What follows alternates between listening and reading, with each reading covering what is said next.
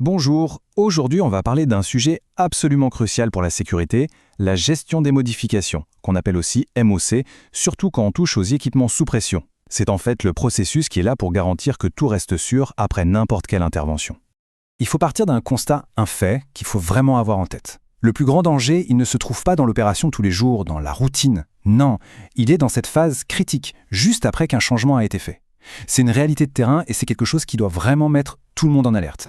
Alors la question c'est pourquoi ? Pourquoi ce pic de risque ? Eh bien, la réponse est assez simple. Chaque fois qu'on intervient, même pour un truc tout petit, on casse ce qu'on peut appeler l'état connu de l'équipement. D'un coup, on sort d'un cadre qu'on maîtrise, on entre dans une sorte de zone d'incertitude.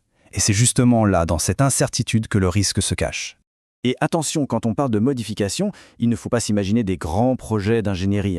Non. Le vrai danger, il est souvent dans les tout petits détails. Un simple réglage qu'on modifie, un joint avec un matériau un peu différent, une pièce de rechange qui a l'air identique mais qui ne l'est pas à 100%. Voilà.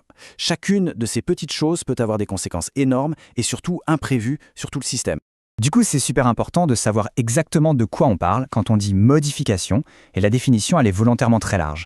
En gros, à partir du moment où un changement touche à un paramètre clé, que ce soit la sécurité, la performance, la résistance, eh bien c'est une modification. Point. Et ça inclut aussi les changements temporaires. D'ailleurs, ceux-là, ils sont souvent à l'origine de pas mal d'incidents.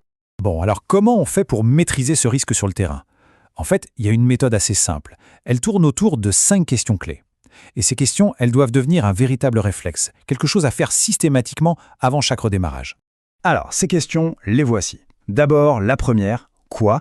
Qu'est-ce qui a changé ? Précisément, la pièce, le matériau, le réglage. Ensuite, la deuxième, pourquoi ? Pourquoi on a fait ce changement ? C'était pour une maintenance, une amélioration ou à cause d'une panne ? Troisième question, et là on est au cœur du sujet, quel est l'impact ? Sur la sécurité, bien sûr, mais aussi sur la fiabilité, sur la consommation d'énergie. Quatrième point, est-ce que les documents sont à jour ? Ça, ce n'est pas une option, la traçabilité est essentielle. Et enfin, la cinquième, qui valide ? Parce que le redémarrage, ce n'est pas la décision d'une seule personne, c'est une responsabilité partagée. Maintenant, parlons des pièges à éviter. Parce que connaître les erreurs les plus classiques, c'est encore le meilleur moyen de ne pas tomber dedans. Alors voilà, ça c'est peut-être la phrase la plus dangereuse qu'on puisse entendre sur un site industriel. Le fameux remplacement à l'identique. C'est un raccourci mental, mais un raccourci qui a provoqué un nombre incalculable d'accidents.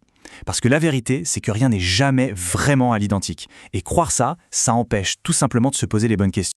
Souvent, ces erreurs, elles viennent de la précipitation ou d'un peu trop de confiance en soi. Par exemple, redémarrer sans faire une toute dernière vérification sur le terrain, laisser une modif sans la documenter, zapper les procédures de retest après les travaux, ou encore ne pas revalider les soupapes ou l'instrumentation. Chacune de ces choses, c'est comme faire un trou dans le filet de sécurité que le MOC est censé tisser. Allez, pour être sûr que tout ça est bien clair, on va faire un petit test rapide avec 2 cas concrets. Alors, première situation. Mettons qu'un technicien change juste le point de consigne d'un pressostat. La question est-ce que c'est une modification qui demande une analyse MOC ?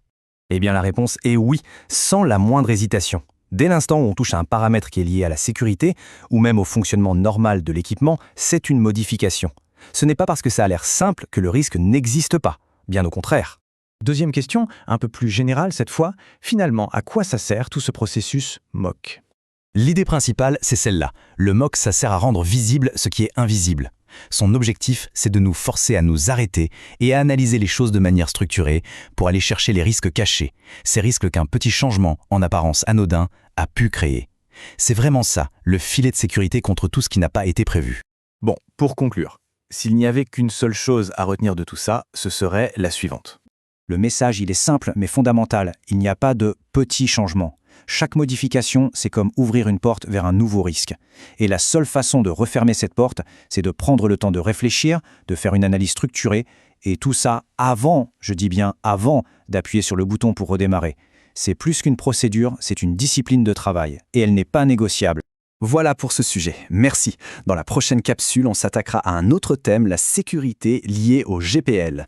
On verra ensemble les erreurs les plus communes qu'on retrouve dans le stockage et l'installation. À très bientôt.